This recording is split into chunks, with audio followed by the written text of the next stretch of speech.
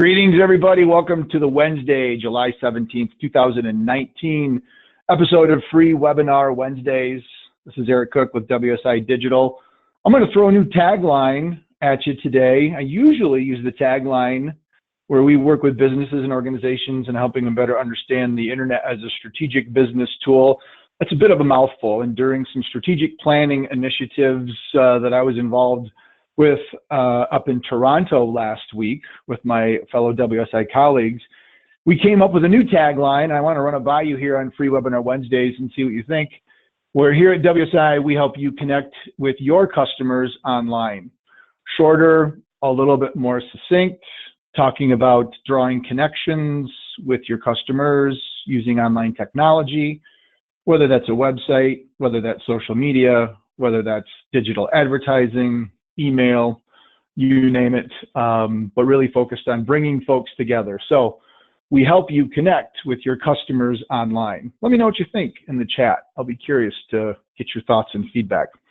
Anyway, with that out of the way, I'm very excited to join you today live 2 weeks in a row, and shocker, I might even make it 3 weeks in a row next week. But I'm really excited to share today's discussion. As always, those of you that are joining live, if you've got thoughts, comments, or questions, please, by all means, feel free to use the chat functionality for GoToWebinar. Let me know. Would love to hear back from you as to what you think about our new tagline. If you've got questions regarding anything that we're going to talk about today, or you just want to say hello.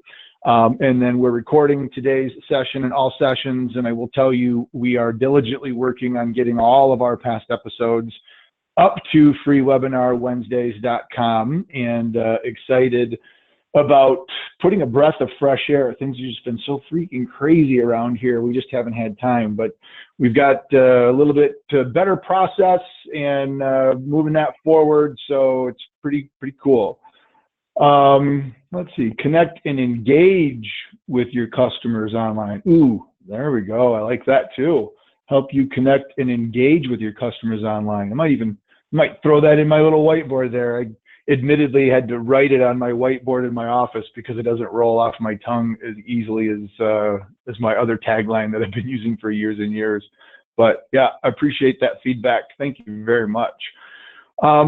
What I want to talk about today is a conversation we've been having with a couple of clients and prospects, and sometimes I refer to this as the creepy factor, because we all probably know it in the back of our minds.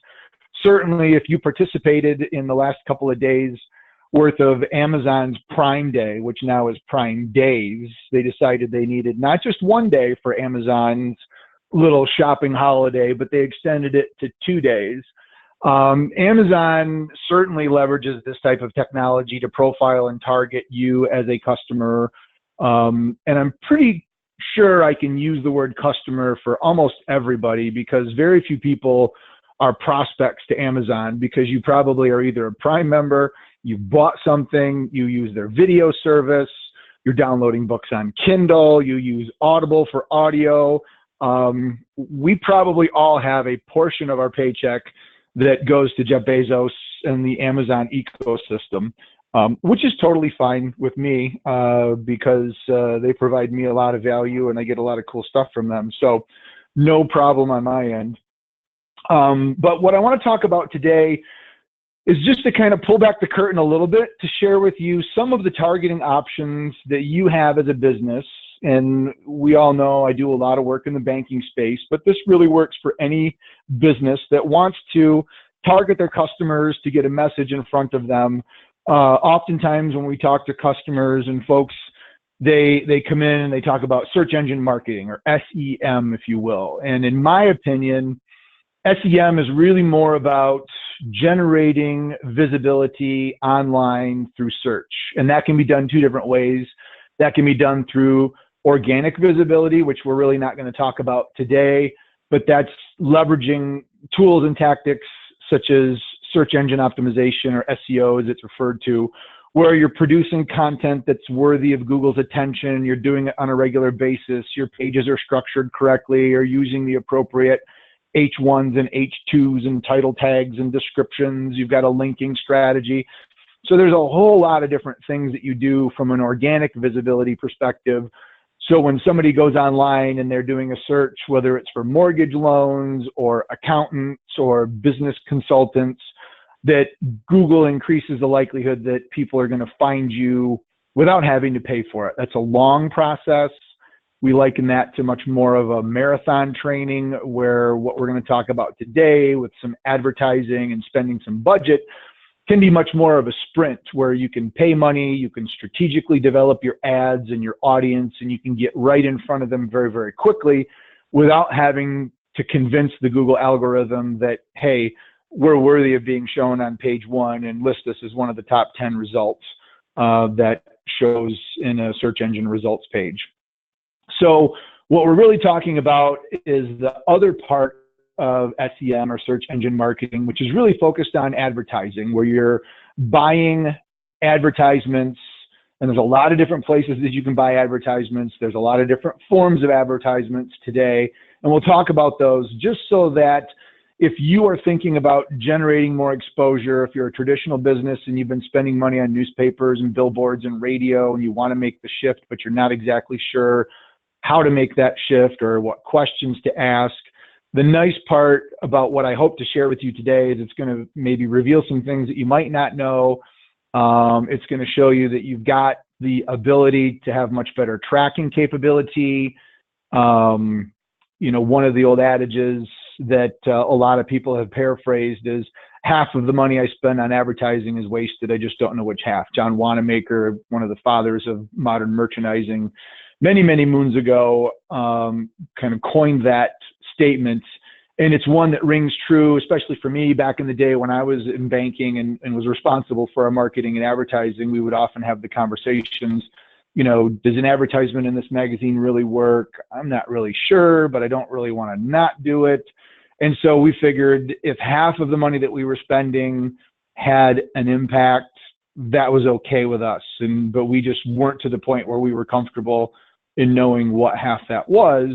So we always spent all of it. And the thought was, half of it's working for us, so that's okay.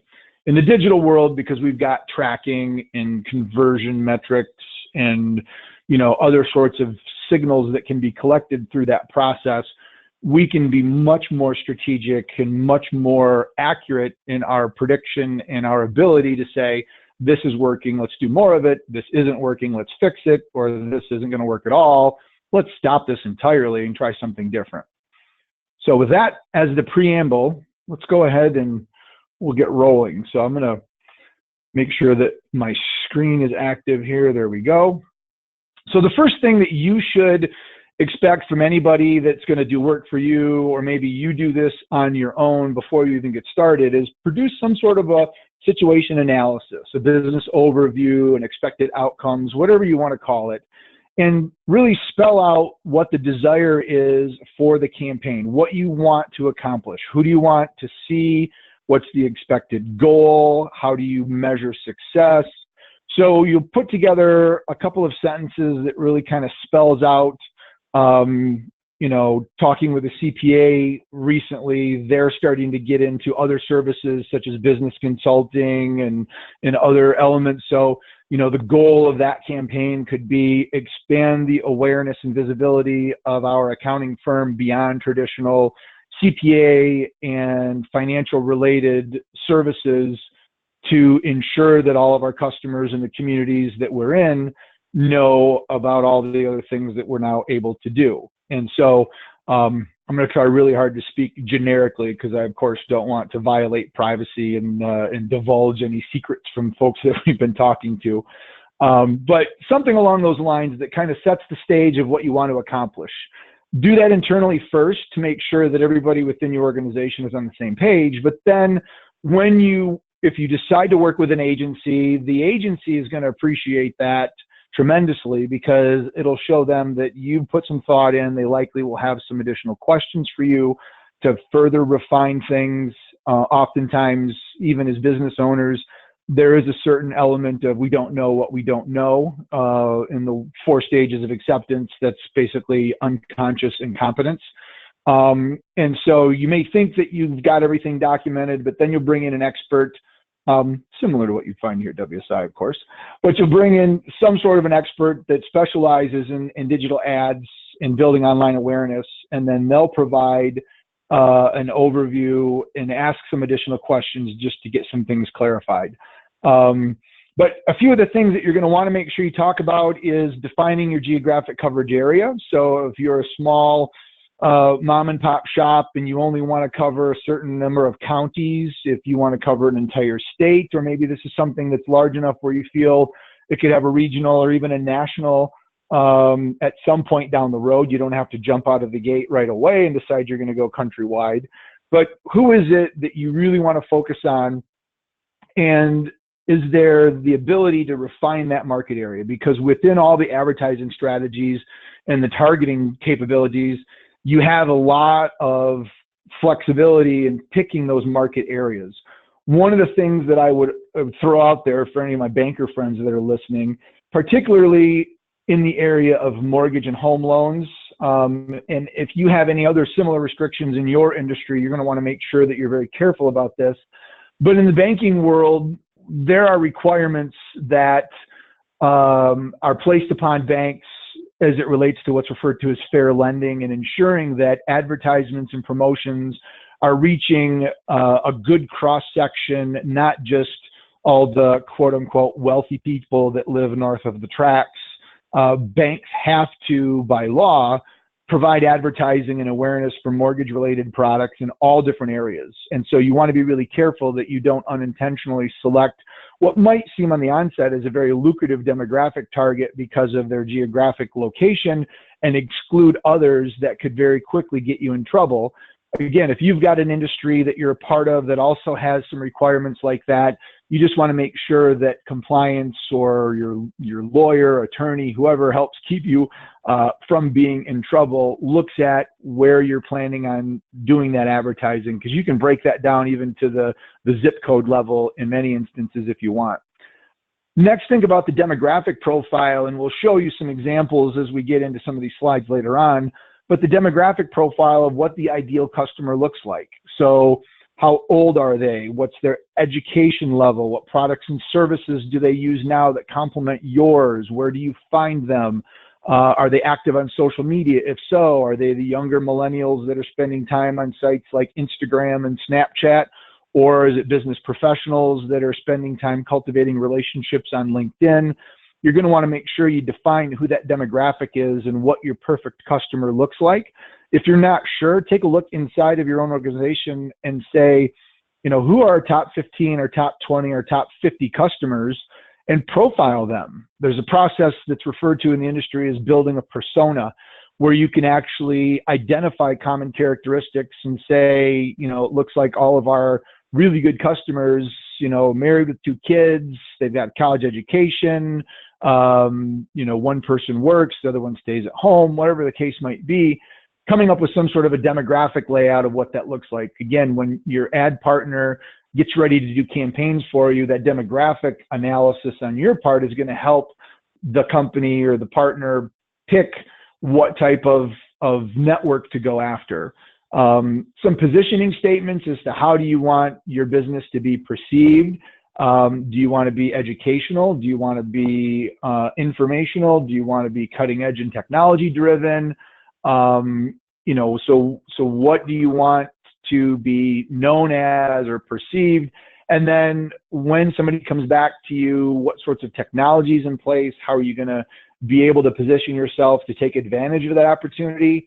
If you don't have any way of selling a product or a service online because you don't have an e-commerce system with a shopping cart and a checkout, but yet you're advertising for products and services that people would likely want to buy online, you're going to need to figure out how to close that gap and maybe bring in some technology, or it's going to be difficult to take those people that you've gained their attention and they're interested in what you're doing to being able to actually take advantage of that, give you money and buy your product or your service. So look at that entire process of how are you positioned to be able to produce your message, influence the right people, and then quote unquote seal the deal and make sure they'll do business with you. And then look at other items that are also out there. So a landing page, those sorts of things would also be kind of important. A lot of times when we put together a proposal for a client, and this could be the same or maybe different depending on who you pick, we'll sometimes put together 3 options and we'll give them kind of a good, better, best strategy. Normally, you're going to find that you'll have some sort of a setup fee, and you may have some sort of a management fee, which may very well be a percentage of the ad budget that you're spending. You know, you could include specific ad creatives, how long it's going to take for things to get updated, just a lot of different things that you just want to figure out. And then you may see that your advertising options are broken down based off of visibility. So one of the things that we're starting to do now is we're creating kind of 3 stages where we implement search and display, which is basically banner ads and using retargeting or remarketing in the display networks. Search is more of your pay-per-click, where I go online and I specifically type it into Google. The next tier up, we include some social advertising, which could be Facebook and Instagram, maybe some LinkedIn. And then the last item, which is now starting to become very popular, and you should be giving this consideration in your organization as well, is looking at how do you incorporate video to tell your message as an organization. Video is very powerful in grabbing people's attention. It's very powerful in building a relationship and making sure people can see you, hear you, or conveying a message. And so we're starting to actually incorporate things. You can see their YouTube pre-roll. I'll explain what that means here right in just a second. And connected TV, 2 options. So YouTube pre-roll. YouTube, in case you're not aware, is owned by Google. Google pretty much owns search. Google also owns a little platform called Google Analytics, which is installed on just about every website on the planet. So Google knows a lot about you. And this is why sometimes I refer to this as the creepy presentation, because at the end of it, I've had folks that have joked and said, well, I'm going to turn my phone off and I'm going to, you know, not check my email anymore, and I'm not going to visit any more websites. We certainly don't want that to happen. But because Google owns a lot of that data about you, if you happen to go out to YouTube, like a lot of people do, and decide you want to consume some video content, it might be funny cat videos, you might be looking up a recipe, you might want to know, you know, how do I change the brakes on my 2001 Volvo station wagon? That's a little homage to our Volvo we sold this past evening yesterday. Had that car for a long time, 2001, 213,000 miles, and it's gone, and I'm very sad about that, but I'm getting over it. Anyway, I digress. But if you go online to watch a video, YouTube, thanks to its integration within Google and Google's integration in Google Analytics, is going to know, and let's go crazy, use a banking example. If you are somebody that's been actively visiting sites like LendingTree and, you know, checking mortgage rates and doing Google searches about homes, and Google is going to communicate to YouTube and say, hey, this individual, this computer, this browser might be somebody that would be interested in mortgage loans. And if you happen to be a financial institution that's interested in getting your advertisement about your online lending capability or your first-time homeowner program in front of people, you can restrict your geography and you can present a quick little, you know, 5 or 10 second pre-roll video before their funny cat video even starts that gives them the ability to see what it is that you have to offer. And they may have that deja vu effect, like, and I think most people know why they're getting those now, but years ago it was like, wow, how do they know I was looking at houses? How do they know I'm interested in getting a mortgage? All that information basically rolls in. Connected TV is very similar in the sense that now instead of just going to YouTube to watch video content, there's a lot of people that are, quote, cutting the cord. They're leaving traditional cable satellite TV services, and they're using Roku devices and Fire TVs, and they're using platforms like Sling and Hulu. Those all have ad-supported capabilities within them as well that can get very granular based off of your IP address and your geographic location. And you can put advertisements into those platforms. I remember back in the day when I was at the bank and I was doing advertising, we used to work with our local cable company that would give us the ability to put our message in front of cable subscribers much less expensively than going to the big networks. The downside to that was if I'm in Marshall, Michigan, and the cable network expanded all the way up to Lansing, Michigan, I really didn't want people in Lansing to see my advertisement because it was a waste of dollars and we wouldn't do business with those folks anyway because it just didn't make sense. Yet I had to show my ad across their entire network, which meant there was a lot of advertisements that we sent into the cable platform that weren't being seen by relevant customers. We have much greater control over those regions now with the advent of digital to be able to push that information out and make sure that we're very targeted with who sees that information. So background there, hopefully that was helpful. Again, if what I'm saying sparks a question or a comment or a thought, or you need some clarification, feel free to throw it into the chat and let me know. But when we talk about the advertising activities and what would constitute the program that you would use, I've broken down 3 categories here basically. So when we think about the channels that we're going into, you've got the display networks, and I've got TTD, which stands for the trading desk, which is a very large aggregated, I mentioned programmatic earlier, but it's a programmatic display platform that allows for people to purchase excess capacity advertisements, almost like a Trivago in a hotels.com does for hotel and lodging. A display network that leverages programmatic strategies will go into a lot of the destination sites, and it'll buy up the excess inventory that's not being directly purchased by them and allow for individuals to advertise on a much lower cost but still really good frequency. And it allows for your message to be distributed across multiple channels. And then based off of signals that come back to you, you're able to determine, or the ad company is able to determine exactly what platforms seem to be getting better clicks and in conversions and engagement, and what platforms may be not so good. We've talked about Facebook and Instagram, as well as other social channels, obviously Google search, as well as Yahoo search, maybe even some Bing search as well. Interestingly, even though Bing, which is Google's search engine, doesn't get nearly the amount of activity that Google does, there is a certain profile associated with individuals that go to Bing that tends to be a little bit more professional, a little higher income, a little bit more senior within the organization, because these are individuals that may have a computer. Their default browser is what? Internet Explorer or Edge, and the default search engine within that happens to be Bing. So they don't really force themselves to download Chrome and go to Google. They're just kind of using the computer. They may be not actively using computers, but when they do go online, Bing just happens to be the path of least resistance. And so that, depending on who you're going after, might actually be a pretty attractive demographic for you. We've talked about YouTube and connected TV already, so I'm not going to go into those. Some other services that are also part of that. So we've talked about the platforms where it can go, but what do we put on those platforms? The very first item there is another one of the creepy elements that you want to understand very carefully, but it's called a lookalike audience.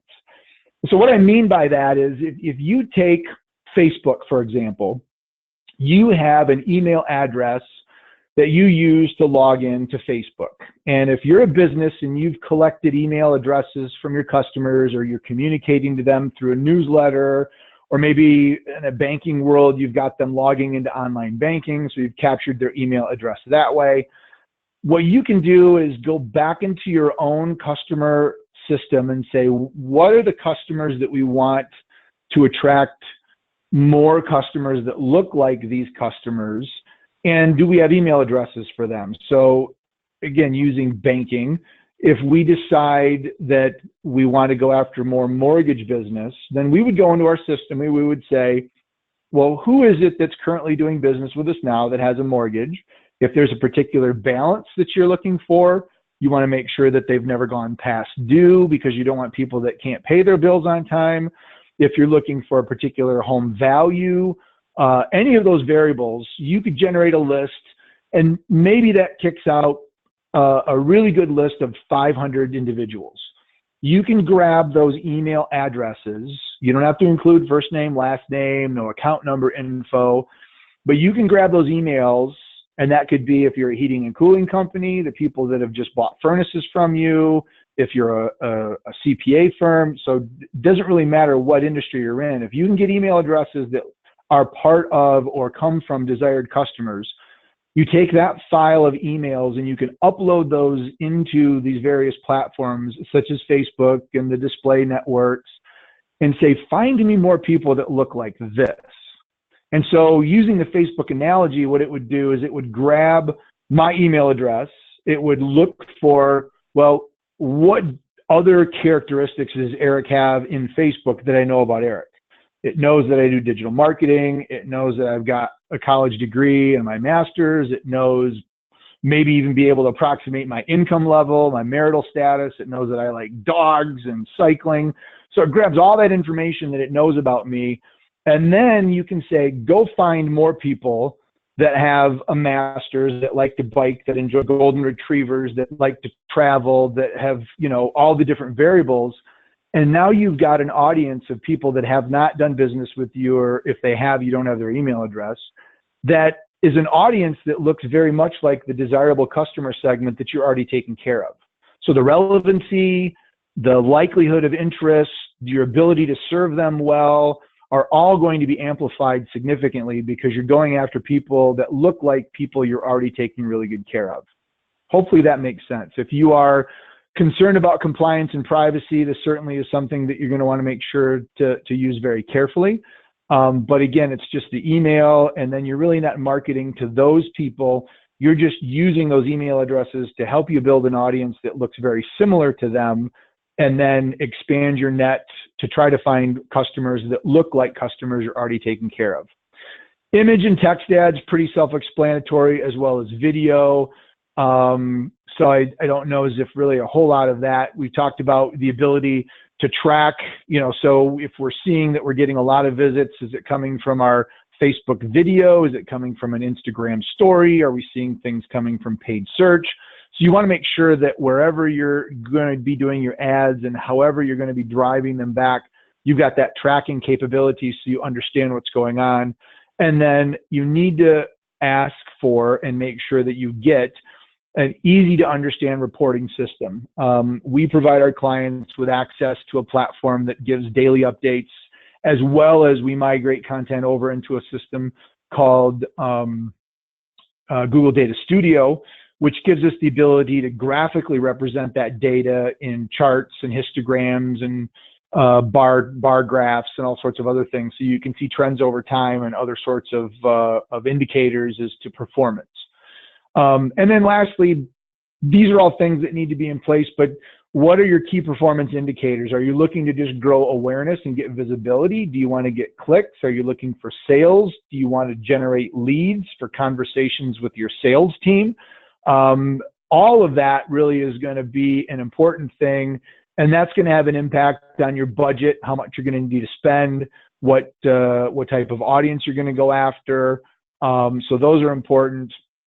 And then, of course, not just web form submissions and clicks on buttons to go into applications, but there's also capabilities to swap out dynamic phone numbers. So let's say somebody clicks on your ad, they visit your website, and then they're interested in scheduling an appointment. Maybe you're a landscaper and somebody schedules, they give you a phone call, or they send you a text message. And we want to make sure that that conversation can still be tracked back to your advertising. And so the call attribution model gives you the ability to then say, this phone call was made because somebody saw our ad, because the only way somebody would know of this number is if they visited our landing page that was part of our advertising campaign. So those are all elements to help you in that tracking process to further go back and knock down that 50% of the advertising that I spend, whatever the half of the money I spend on advertising is wasted. I just don't know which half. That's what I meant to say.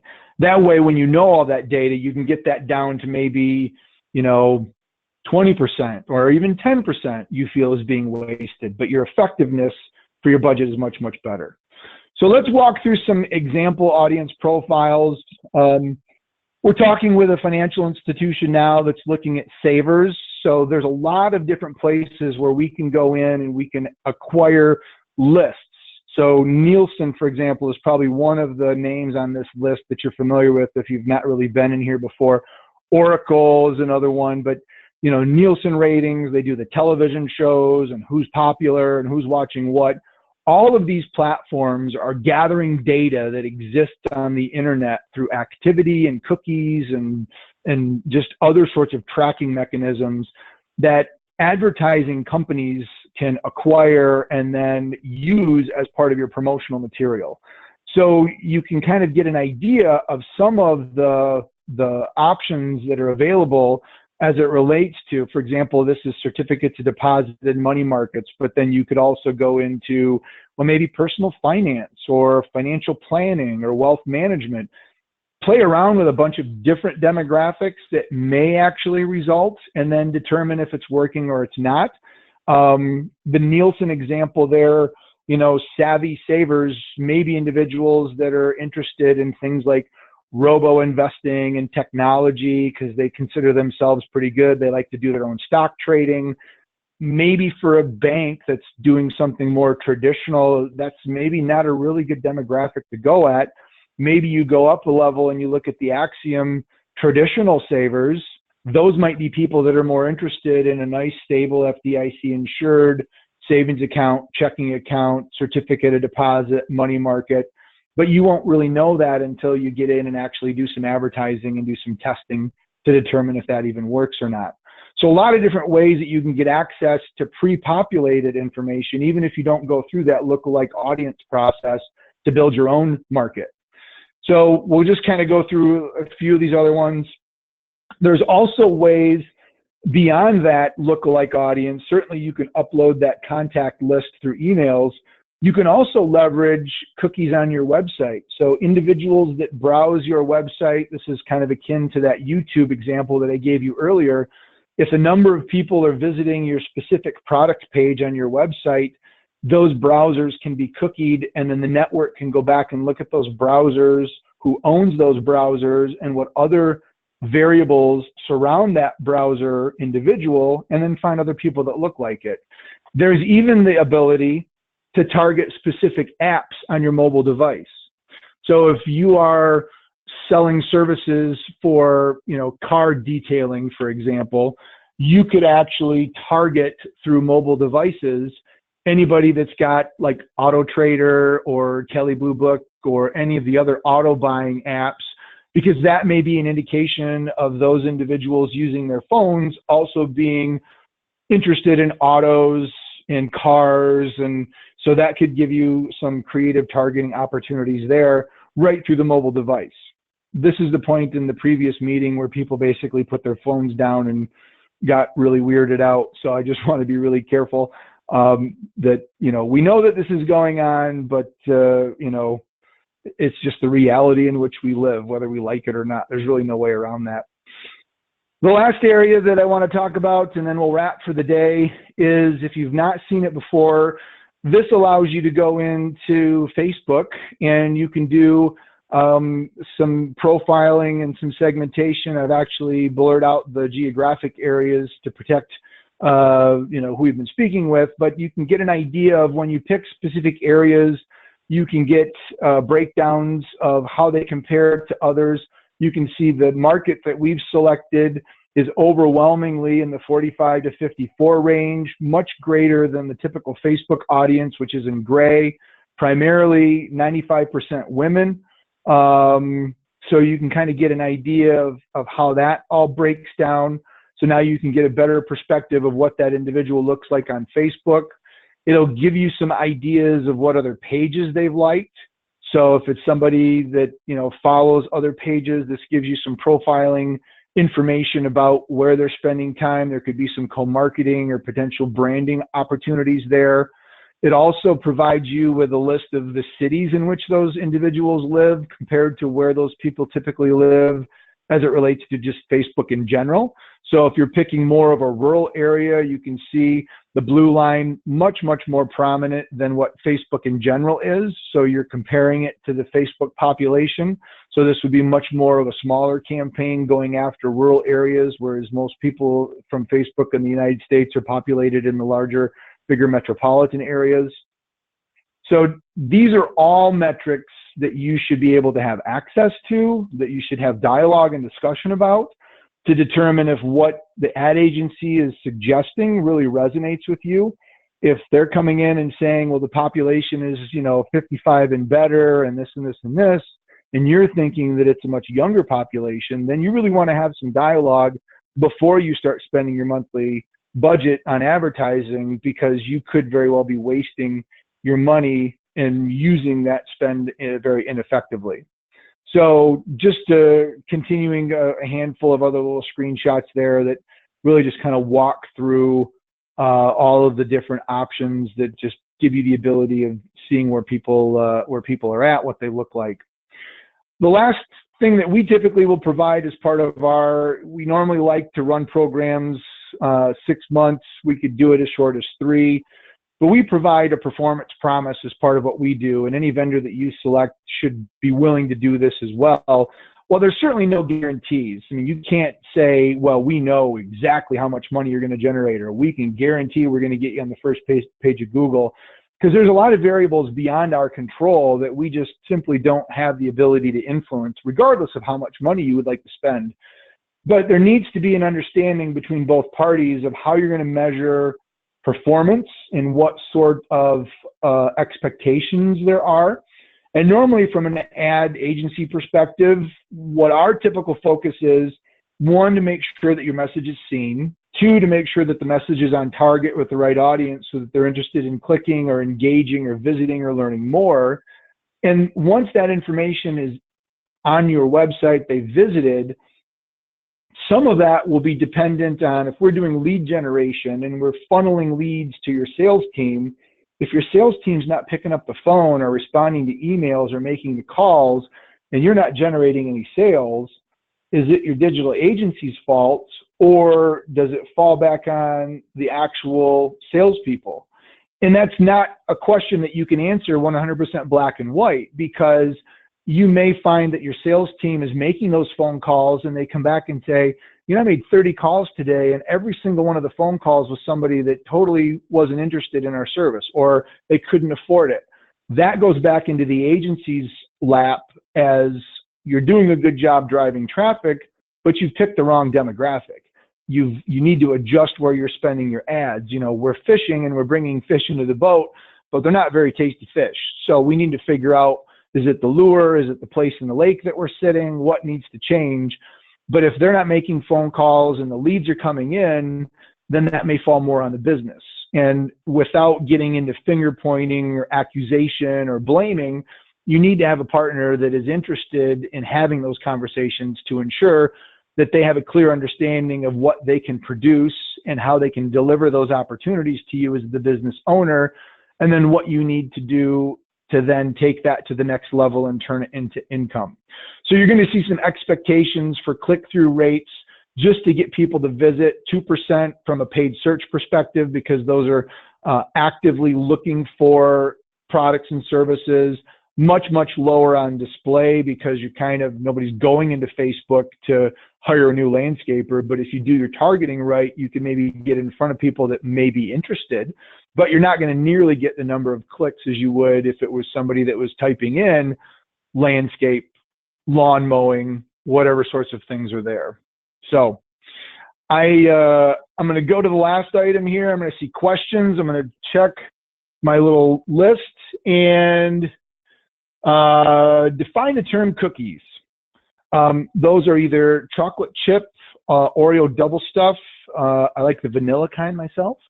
No, in all seriousness, cookies, that's a really good question. And I use terminology oftentimes assuming that everybody knows what I'm talking about.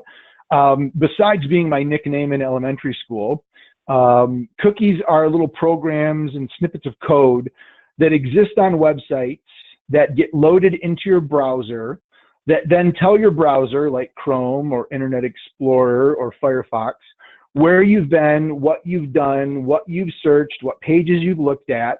And as you visit other websites on the internet, those cookies communicate information and can say, welcome back, Eric, or it can personalize info, or much like when you browse around the internet and you maybe have been on Amazon looking at drones, and you visit another website, and all of a sudden Amazon is advertising drones to you, that's as a result of a tracking cookie that's being placed in your browser that says, hey, Eric Cook is interested in buying a drone. So when he visits websites, if we've got a partnership with Amazon, we're going to let Amazon show their drone advertisement to increase the likelihood that Eric's going to pull the trigger and buy that drone.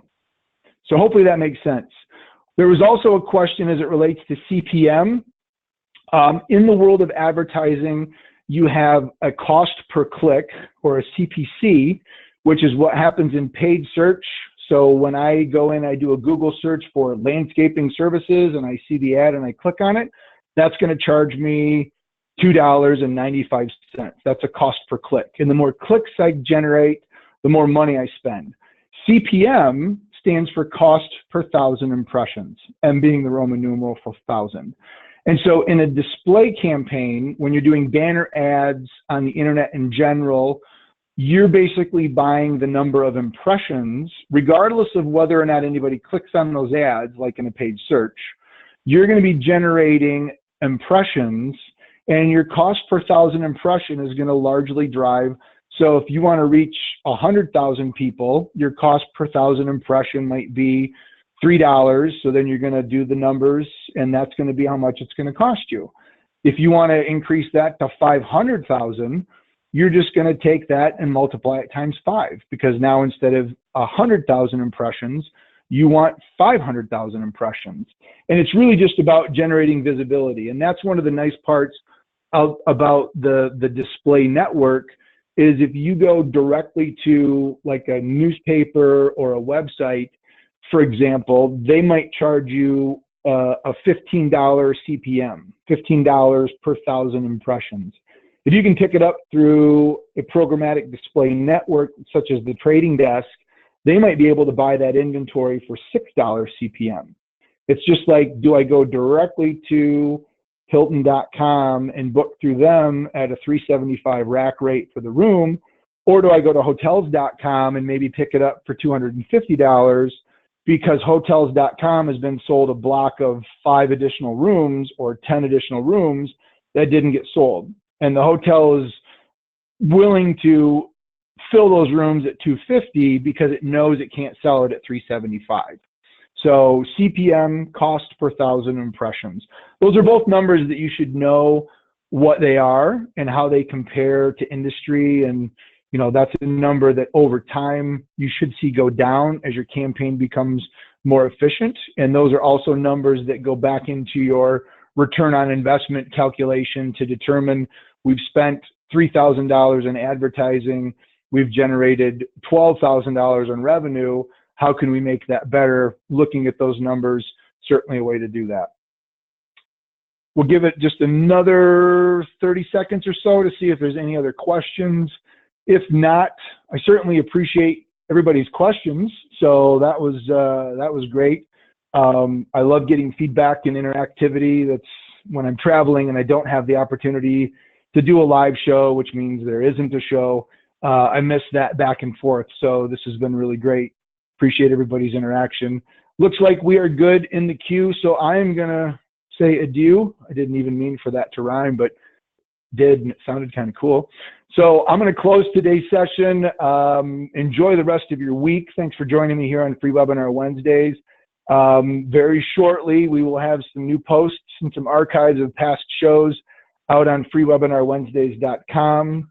So hop out there, check it out, and until next week, make it a great week, and we'll look forward to seeing everybody online. We'll talk to you later. Bye-bye.